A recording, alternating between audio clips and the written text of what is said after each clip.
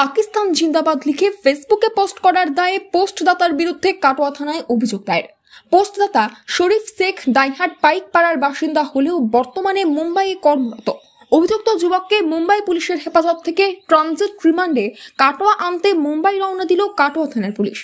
পাকিস্তান সেনাবাহিনীর গাড়ির নানান ভিডিও পোস্ট সহ উস্কানিমূলক মন্তব্য করায় দাইহাট শহরে শোরগোল পড়ে যায়। শরীফ শেখের গ্রেফতারের দাবিতে বৃহস্পতিবার রাতে দাইহাট পুলিশ ফাঁড়ির সামনে স্থানীয় বাসিন্দারা জড়ো হন।